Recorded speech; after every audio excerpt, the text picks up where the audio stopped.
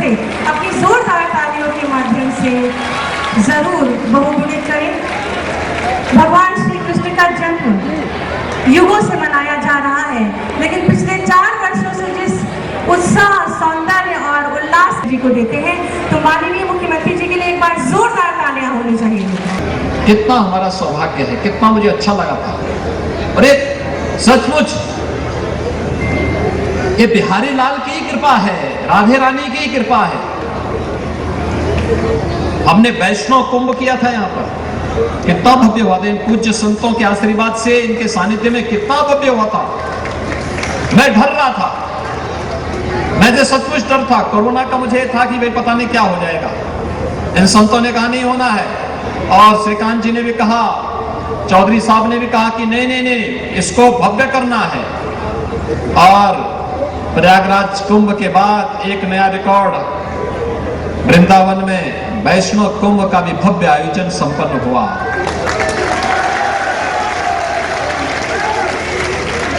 और जैसे ही यहां का कार्यक्रम संपन्न हुआ, कोरोना की दूसरी लहर भी आ गई।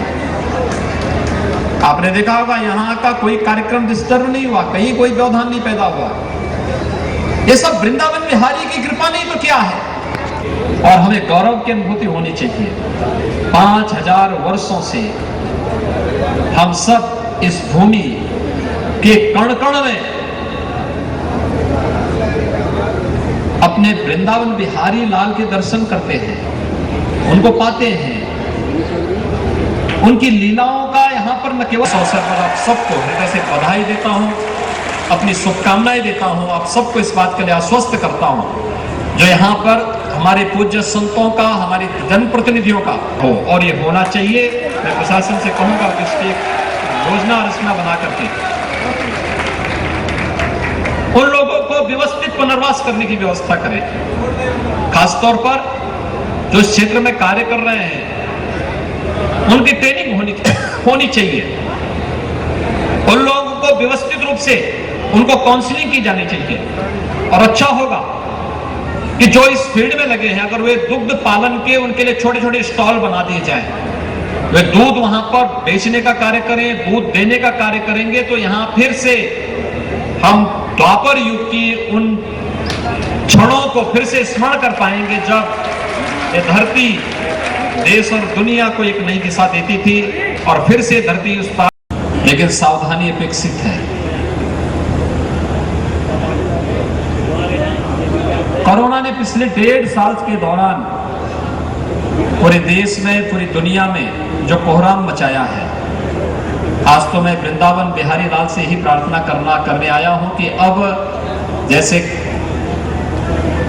यहां पर आपने अनेक राक्षसों का अंत किया था, इस कोरोना नामक राक्षस को भी अब अंत करने की कृपा करें।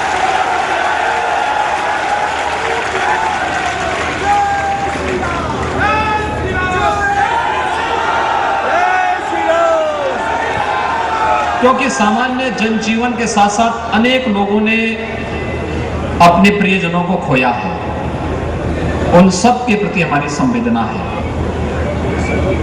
लेकिन महामारी है। देश के अंदर आदरणीय प्रधानमंत्री जी के नेतृत्व में इस महामारी से लड़ने के लिए बेहतरीन प्रबंधन करने के प्रयास हुए, लेकिन महामारी के दौरान सरकारी संसाधन अक्सर कम पड़ जाते हैं। मैं भी फिरोजाबाद से आ रहा हूं। पिछले 1 सप्ताह पूर्व मथुरा में भी मुझे जानकारी मिली थी कि डेंगू से कुछ बच्चों की, जो बच्चे इसकी चपेट में आए थे, उसमें से लगभग 6-7 बच्चे इसकी चपेट में आकर के काल कलवित हुए हैं।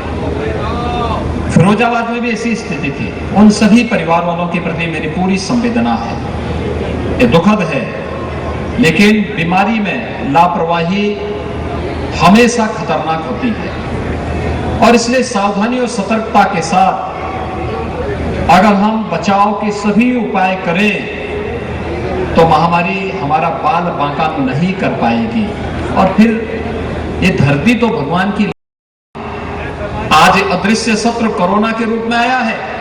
इससे बचने के लिए भी राह प्रधानमंत्री जी के नेतृत्व में देश दे रहा है, आगे बढ़ रहा है। लेकिन भगवान की अहेतुक कृपा हम सब पर अवश्य होगी, इसमें कोई संदेह नहीं करना चाहिए। और हम सबको इसी आस्था के साथ कोरोना गाइडलाइन जो बनाई गई उसका पालन करना होगा, अवश्य हम उसका पालन करें। मुझे बहुत प्रसन्नता है, 4 साल पहले जब यहां पर हम लोग विकास की एक रूपरेखा तैयार करने के लिए श्रीकांत जी, चौधरी लक्ष्मी नारायण जी, कारिंदा सिंह जी, पूर्ण प्रकाश जी, इन सब के साथ आए थे और तब तय हुआ था ब्रज तीर्थ विकास परिषद का गठन होना है। ये है परिवर्तन। आज होड़ लगी है, पहले लोगों में होड़ किस बात की लगती थी? पहले आपके पर्व और त्योहार में कोई बधाई देने के लिए न कोई मुख्यमंत्री आता था, न कोई मंत्री आता था, न कोई विधायक आता था। भारतीय जनता पार्टी के प्रतिनिधियों को छोड़ दें तो शेष अन्य दलों के लोग दूर भागते थे। हर पर्व और त्योहार में बधाई दी जानी चाहिए, अगर वह उसके अनुरूप है, शुभकामनाएं देनी चाहिए, मंगल कामनाएं व्यक्त होनी चाहिए। लेकिन लोग डरते थे, एक तरफा चलता था। हिंदू पर्व और त्योहारों में कोई नहीं आता था, कोई भी सहभागी नहीं बनता था। पर्व और त्योहारों में अलग से बंदिशें लगती थी। पर्व त्योहार नहीं मनाना है, लाइट नहीं रहेगी, बिजली नहीं रहेगी, पानी नहीं रहेगा, साफ सफाई नहीं होगी, सुरक्षा की व्यवस्था नहीं होगी। अलर्ट जारी होता था कि